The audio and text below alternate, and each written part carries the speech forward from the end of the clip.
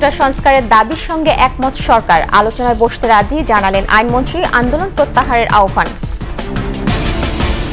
রাজধানী সহ দেশের বিভিন্ন স্থানে আজও হামলা, সংঘর্ষ, পুলিশের সাথে ধাওয়া পাল্টা ধাওয়া, আরও 4 জনের মৃত্যু। সমুদ্র সম্পদ ব্যবহার করে অর্থনীতি শক্তিশালী করতে চায় সরকার, বললেন প্রধানমন্ত্রী, বিদেশি বিনিয়োগের আহ্বান।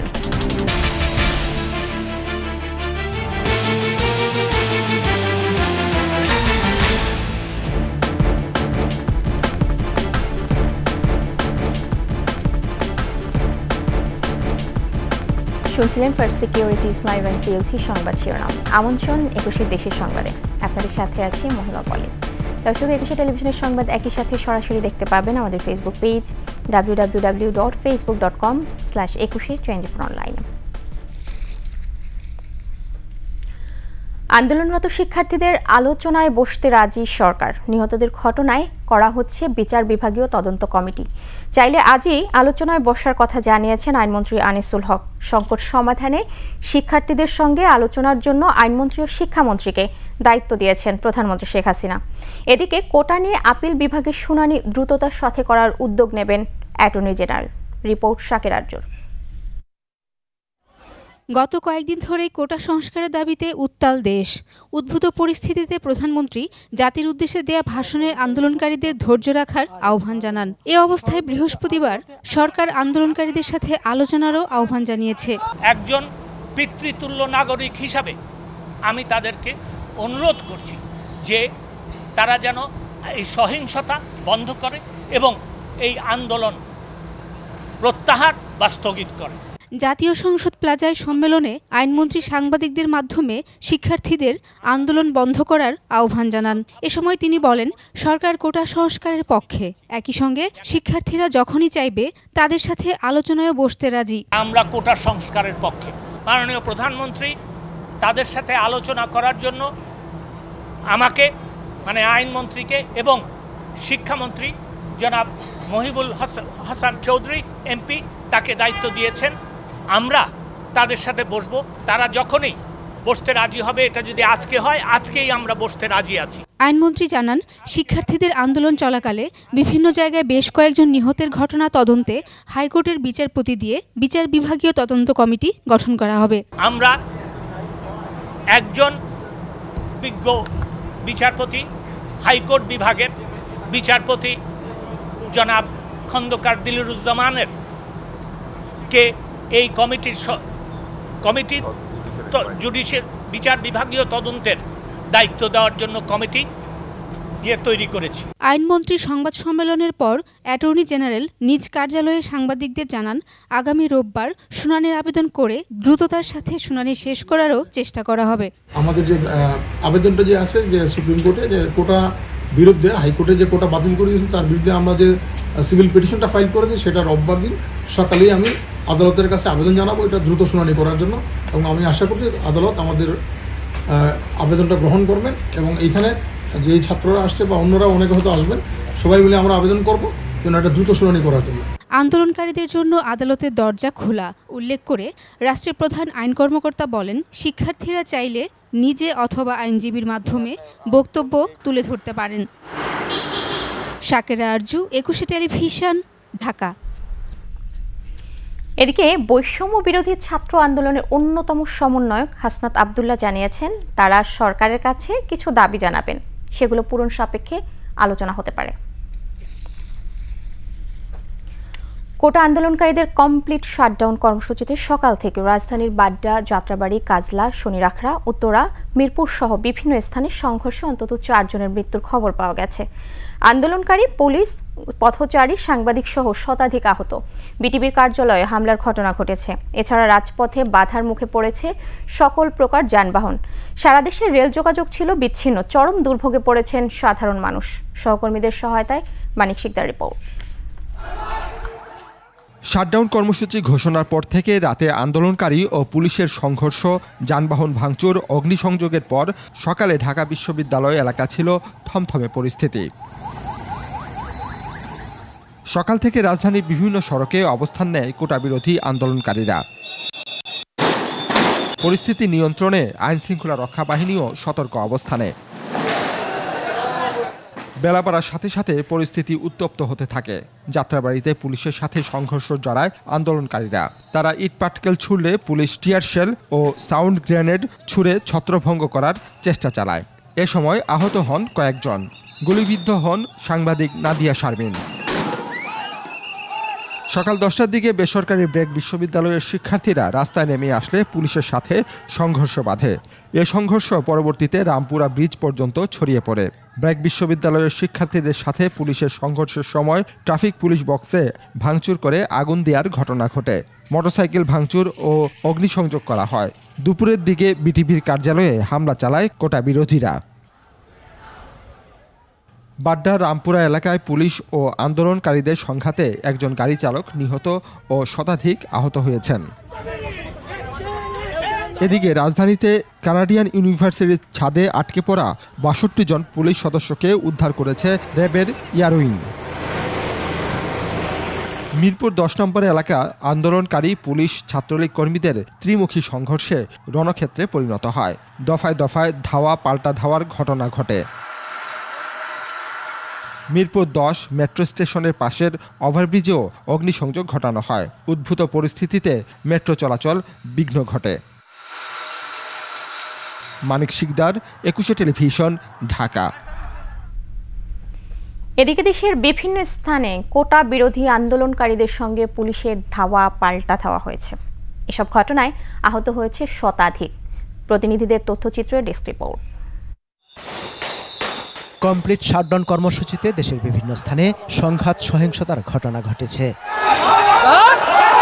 চট্টগ্রামের শাহ আমানত সেতু এলাকায় সড়ক অবরোধ করে আন্দোলনকারীরা। এ সময় পুলিশকে লক্ষ্য করে ঢিল পাটকেল ছুড়ে তারা। পুলিশ টিয়ার শেল ও ফাঁকা গুলি ছুড়ে পুরো এলাকা পরিণত হয় রণক্ষেত্রে। সকাল থেকে কোটা বিরোধী শিক্ষার্থীরা মাদারীপুরে প্রধান সড়কগুলো অবরোধ করে। পুলিশের সাথে দফায় দফায় ধাওয়া পাল্টা ধাওয়া হয়। পুলিশ লাঠিচার্জ করলে শিক্ষার্থীরা লেকের পানিতে লাফিয়ে পড়ে। এ সময় পানিতে ডুবে মারা যান একজন।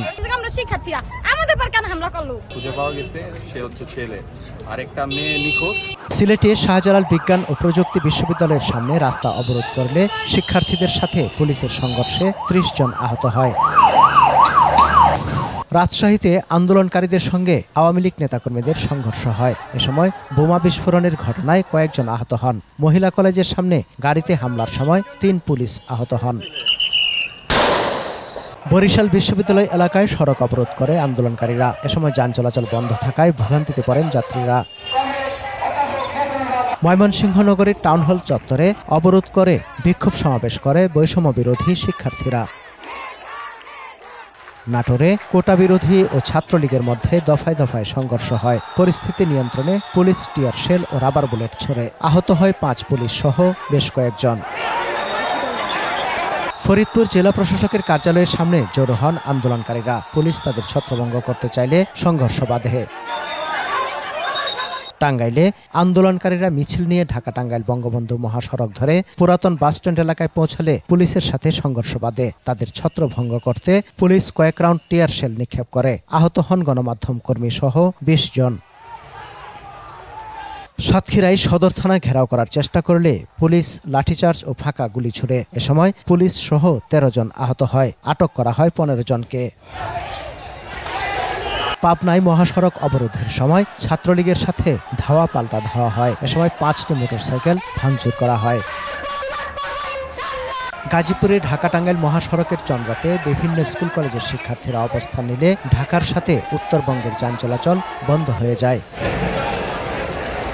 এছাড়া মুন্সিগঞ্জ, মানিকগঞ্জ, সিরাজগঞ্জ, কিশোরগঞ্জ, নেত্রকোনা, বরগুনা, ব্রাহ্মণবাড়িয়া, যশোর, ঝালকাঠি, নওগাঁ, নীলফামারী ও কুষ্টিয়া সহ দেশের বিভিন্ন স্থানে সড়ক অবরোধ করে আন্দোলনকারীরা। সমর ইসলাম, ২১ টেলিভিশন। দেশের বিভিন্ন স্থানে কোটা বহালের দাবি এবং আন্দোলনের নামে নৈরাজ্য সৃষ্টির প্রতিবাদে মানববন্ধন ও প্রতিবাদ সমাবেশ করেছে মুক্তিযোদ্ধারা। চুয়াডাঙ্গায় কোটা বহালের দাবিতে মানববন্ধন শেষে জেলা প্রশাসকের কাছে স্মারকলিপি দেন মুক্তিযোদ্ধারা। ফেনীতে বিক্ষোভ ও সমাবেশ হয়েছে। বাগেরহাটে কেন্দ্রীয় শহীদ মিনার চত্বরে মুক্তিযোদ্ধা ও সন্তান কমান্ডের সদস্যরা সমাবেশ করেন। হিলির হাকিমপুর উপজেলা মুক্তিযোদ্ধা সংসদ ও মুক্তিযোদ্ধার সন্তান কমান্ডের উদ্যোগে মানববন্ধন ও প্রতিবাদ সভা হয়েছে।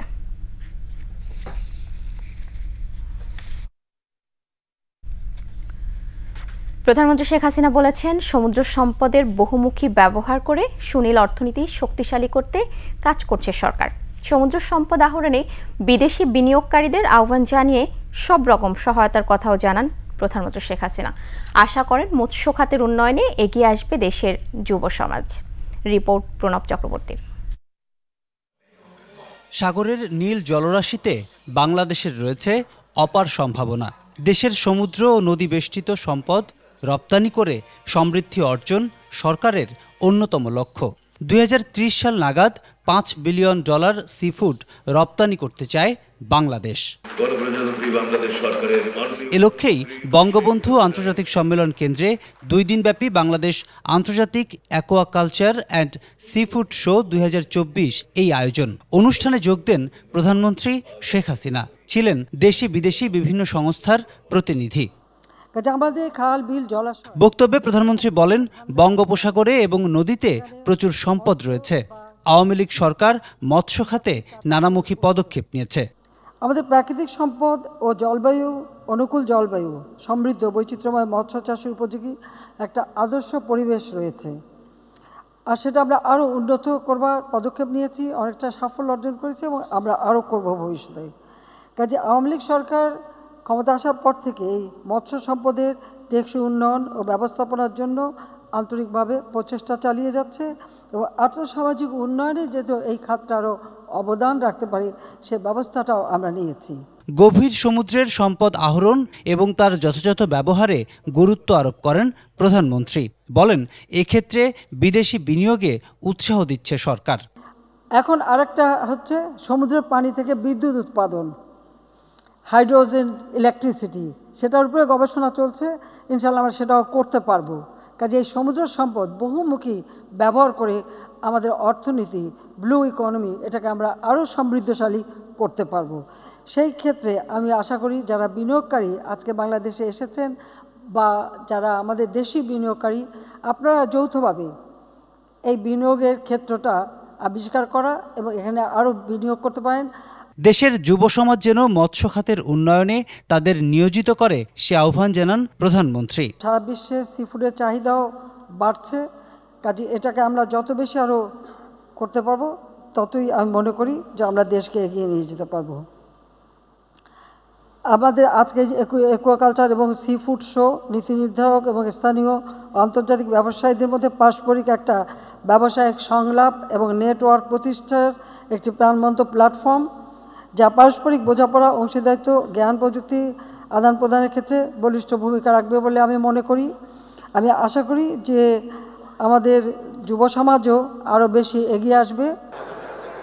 পরে মেলার বিভিন্ন স্টল ঘুরে দেখেন প্রধানমন্ত্রী শেখ হাসিনা। প্রণব চক্রবর্তী, 21 টেলিভিশন, ঢাকা। নিচে বিরতি, ফিরে এসে যা থাকছে। গাজীপুরে সার্ভিস লেন দখল করে পার্কিং, মহাসড়কে অবাধে চলছে ব্যাটারি চালিত রিকশা।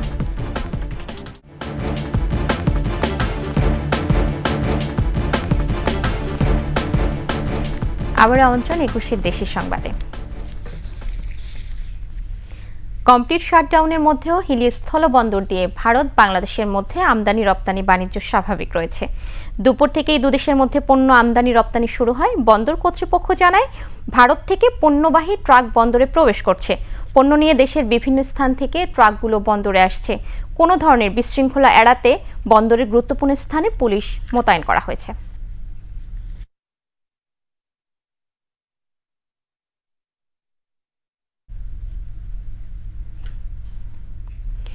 মালয়েশিয়ার শ্রমবাজার বন্ধের পাশাপাশি সৌদি আরব ও আরব আমিরাতের বাজারেও চাহিদা কমেছে। ফলে গেল জুনে জনশক্তি রপ্তানি কমেছে প্রায় 60%। বিশেষজ্ঞরা বলছেন, জনশক্তি রপ্তানিতে গতি ফেরাতে বিদ্যমান বাজারের পাশাপাশি নতুন বাজার খুঁজতে হবে। রিপোর্ট মেহেদি হাসানের। বাংলাদেশের জনশক্তি রপ্তানির সবচেয়ে বড় বাজার সৌদি আরব, আরব আমিরাত ও মালয়েশিয়া। সম্প্রতি মালয়েশিয়ার শ্রমবাজার বন্ধ হওয়ায় বড় হোঁচট খেয়েছে জনশক্তি রপ্তানি খাত। গেল জুন মাসে রপ্তানি কমেছে 58%। জনশক্তি কর্মসংস্থান ও প্রশিক্ষণ ব্যুরোর তথ্য বলছে, গত জুন মাসে বিদেশ যান 55,045 জন কর্মী, যা আগের মে মাসে ছিল 1,31,696 জন। গত বছর ১৩ লাখ কর্মী বিদেশ যান, এবছর লক্ষ্যমাত্রা ১২ লাখ। তবে বছরের প্রথম ৬ মাসে গেছেন ৫,০৮,৯৭৮ জন। এ খাতের ব্যবসায়ী ও বিশেষজ্ঞরা বলছেন, মালয়েশিয়ার বাজার বন্ধ থাকার পাশাপাশি সৌদি আরব ও আরব আমিরাতেও জনশক্তির চাহিদা কমেছে, ফলে লক্ষ্যমাত্রা অর্জন কঠিন হবে। সৌদি আরবেও পেয়েছে ৪-৫ লাখের লোক বেশি, মালয়েশিয়াতে কিন্তু গত ২ বছরে ৪ থেকে ৫ লাখের বেশি লোক গিয়েছে। তো একটা পার্টিকুলারলি এটা আমরা যদি স্বাভাবিকভাবে চিন্তা করি, একটা লেবার মার্কেটে কতগুলো মানুষের কর্মসংস্থান সম্ভব, তো ডেফিনেটলি ওখানে একটু লোকবলের মানে নিডসটা কমে আসছে। সৌদি আরব ছাড়া আর কোনো মার্কেট খোলা নাই, তো কাজেই এটা আমি একটা ধোঁয়াশা দেখছি যে ১২ লাখ টার্গেট কি করে পুরা হবে। সম্প্রতি ইউরোপের কয়েকটা দেশ জনশক্তি নিতে আগ্রহ দেখিয়েছে, কিন্তু এ বাজারে বড় আকারের জনশক্তি রপ্তানির আপাতত সম্ভাবনা দেখছেন না সংশ্লিষ্টরা। আপনার সেনজিন, নন সেনজিন অনেকেই লোক নিতে চাচ্ছে, কিন্তু লোক নিতে চাইলে হবে কি, আমাদের দেশে কোনো এমবেসি নাই। এই যে কলকারখানা বা এগ্রিকালচার এবং তাদের ফ্রুট পিকিংস, এই জবগুলোতেও এখন এখানে লোক দরকার। আমরা যেটা যে ইতালিতে কিন্তু প্রচুর এগ্রিকালচার ওয়ার্কার রয়েছে, ইউরোপের এই সবগুলো দেশগুলোতে কিন্তু একই রকমের কাজের সুযোগ রয়েছে।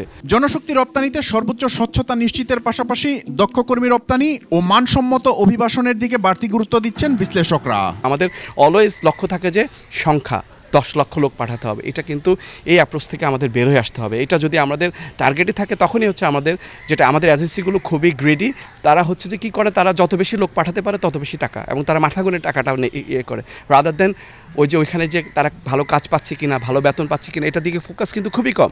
সো এই জায়গাতে আমি বলবো যে আমাদের অ্যাপ্রোচটা চেঞ্জ করতে হবে। চলতি বছরের ৩১ মে থেকে বন্ধ মালয়েশিয়ার শ্রমবাজার। ভিসা ও কাজের অনুমতি থাকার পরও কয়েকটি রিক্রুটিং এজেন্সির গাফলতিতে ওই সময়ে প্রায় ১৭,০০০ কর্মী মালয়েশিয়ায় যেতে পারেনি।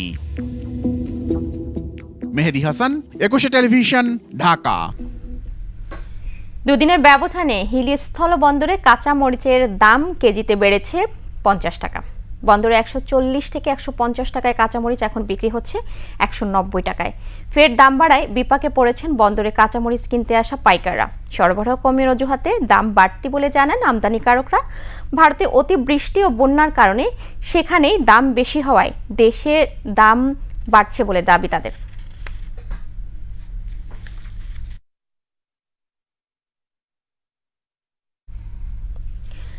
গাজীপুরে মহাসড়কে দেদারসে চলছে অনুমোদনহীন ব্যাটারি চালিত অটোরিকশা। এতে প্রায়ই ঘটছে দুর্ঘটনা। সার্ভিস লেনে বিভিন্ন যানবাহন পার্কিং করায় বাধ্য হয়ে তাদের মহাসড়ক ব্যবহার করতে হয় বলে জানান অটো চালকরা। গাজীপুর প্রতিনিধি অপূর্ব রায়ের তথ্যচিত্রে দেখুন ডেস্ক রিপোর্ট। ব্যস্ততম ঢাকা টাঙ্গাইল ও ঢাকা ময়মনসিংহ মহাসড়কে অটোরিকশার দাপট দিনকে দিন বেড়েই চলেছে। চলে পায়ে চলা রিকশাও। মহাসড়কের চন্দ্রা থেকে কোনাবাড়ি পর্যন্ত ৩ চাকার এসব অটোরিকশার চলাচল সবচেয়ে বেশি। এতে প্রায়ই ঘটছে দুর্ঘটনা। আবার রাস্তা দখল করে দিচ্ছে, গাড়ি থেকে দখল করে আমরা চালামো সাইড দিয়ে এই জন্য যেতে পারি না, যদি বড় বড় গাড়িগুলা ফ্যাক্টরি গাড়িগুলো রাস্তায় ব্লক করে রাখে, এই জন্য বাধ্য হয়ে আমরা মেন রোডে আসি। কোম্পানি গাড়ি থুয়ে দেয়, এই জন্য আমরা যেতে পারি না, হাই রোডে যাই। যদি বড় গাড়ি যায় আমাদের একটু রিস্ক হয়। সৈবপুর যাবেন দোকানপাট, মোসাক যাবেন দোকানপাট, সব মানে ফুটপাত রাস্তা একদম বন্ধ থাকে দোকানপাটে। চালকদের দাবি, বিভিন্ন স্থানে সার্ভিস লেনে যানবাহন পার্কিং করে রাখায় বাধ্য হয়ে অটো নিয়ে তাদের মহাসড়কে উঠতে হয়। রাস্তা আছে, আপনি অবৈধভাবে দোকানপাট বসে ওখান দিয়ে আমাদের গাড়ি তো চলাচল করা যায় না, কারণ ওই দিক দিয়ে পুরো রাস্তায় আটকানো থাকে। এই জন্য আমরা মেন রাস্তায় বাধ্যতামূলক আমাদের উঠতে হয়। মেন রোডে উঠতে হয়, সাইড লাইন ক্লিয়ার নাইকা, মানে ফুটপাতের দোকান বসে বা বিভিন্ন জায়গায় সাইড লাইন নাইকা। হাইওয়ে পুলিশ বলছে ১ বছরে প্রায় ৬,০০০ অটোরিকশা চালকের বিরুদ্ধে আইনগত ব্যবস্থা নেওয়া হয়েছে, তবু বন্ধ করা যাচ্ছে না। মহাসড়কের পাশে সার্ভিস লেন বন্ধ করে যেই বড় গাড়িগুলো রাখছে, এগুলোর বিরুদ্ধে আমরা প্রতিনিয়ত প্রতিবেশন প্রদানগত আইনগত ব্যবস্থা গ্রহণ করতেছি। এই পর্যন্ত আমরা প্রায় ১৭,০০০ অটো ডাম্পিং করেছি, যার কারণে মহাসড়কে অটোর আনাগোনা অনেক কমে গেছে। আরও ২-১টা যেগুলো উঠে এগুলোও আমরা কিন্তু নজরদারিতে রাখছি এবং এগুলো আমরা ডাম্পিং করছি। ২ বছরে ১৭,০০০ অটোরিকশা ডাম্পিং করা হয়েছে বলেও জানায় মেট্রোপলিটন পুলিশের ট্রাফিক বিভাগ। সমর ইসলাম, ২১ টেলিভিশন। দেশের উত্তর পূর্ব ও পশ্চিমাঞ্চলের নদ নদীর পানি কমতে থাকায় বন্যা পরিস্থিতির উন্নতি হয়েছে। পানি নেমে যাওয়ার পর ভেসে উঠেছে ক্ষয়ক্ষতির চিহ্ন। সড়ক ও সেতু ভেঙে যাওয়ায় চলাচলে চরম দুর্ভোগে পড়েছে বানভাসী মানুষ। বন্যা সতর্কীকরণের পূর্বাভাসে জানানো হয়েছে যমুনা, ব্রহ্মপুত্র, তিস্তা, ধরলা, দুধকুমার নদীর পানি কমেছে। এতে করে নিম্নাঞ্চলে বন্যা পরিস্থিতির উন্নতি হচ্ছে। এদিকে সিরাজগঞ্জ শহর রক্ষাবাদের হার পয়েন্টে যমুনার পানি 10 সেন্টিমিটার কমে বিপদসীমার 17 সেন্টিমিটার নিচ দিয়ে প্রবাহিত হচ্ছে। পানি কমার সাথে সাথে জেলার কাজীপুর সদর, বেলকুচি, চৌহালি, শাহজাদপুর উপজেলার 34টি ইউনিয়নে বন্যা দুর্গত ক্ষয়ক্ষতি স্পষ্ট হচ্ছে। ভেঙে গেছে রাস্তাঘাট ও ব্রিজ। পানি নেমে যাওয়ায় কাদা পানির মধ্যেই বসবাস করছেন স্থানীয়রা। দেখা দিয়েছে নতুন নতুন এলাকায় নদী ভাঙন।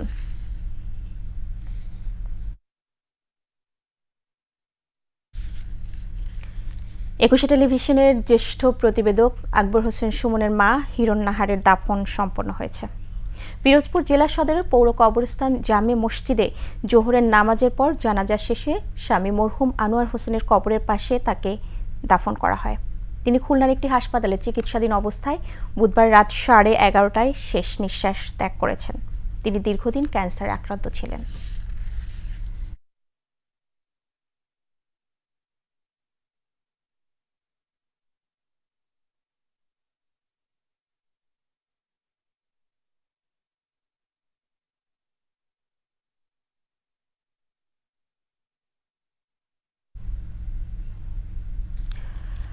জানাবো চট্টগ্রাম সংবাদ।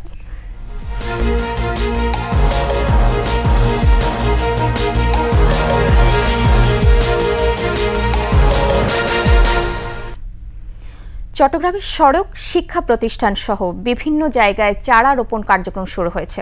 স্থানীয় সংসদ সদস্য, রেলপথ মন্ত্রণালয় সম্পর্কিত স্থায়ী কমিটির সভাপতি এবিএম ফজলে করিম চৌধুরী এর উদ্বোধন করেন। তিনি বলেন, 5 বছরে রাউজানে 25 লাখ গাছের চারা রোপণ করা হয়েছে। এ সময় উপজেলা চেয়ারম্যান এহসানুল হায়দার চৌধুরী, পৌরসভার মেয়র জমির উদ্দিন পারভেজ, উপজেলা প্রশাসন সহ জনপ্রতিনিধিরা উপস্থিত ছিলেন। শেষ করছি 21 দেশের সংবাদ। যাবার আগে ফার্স্ট সিকিউরিটি, ইসলামী ব্যাংক পিএলসি সংবাদ শিরোনামগুলো জানাবো আরও একবার। কোটা সংস্কারের দাবির সঙ্গে একমত সরকার, আলোচনায় বসতে রাজি জানালেন আইনমন্ত্রী, আন্দোলন প্রত্যাহারের আহ্বান। রাজধানী সহ দেশের বিভিন্ন স্থানে আজও হামলা, সংঘর্ষ, পুলিশের সাথে ধাওয়া পাল্টা ধাওয়া, আরও 4 জনের মৃত্যু। সমুদ্র সম্পদ ব্যবহার করে অর্থনীতি শক্তিশালী করতে চায় সরকার বললেন প্রধানমন্ত্রী, বিদেশি বিনিয়োগের আহ্বান।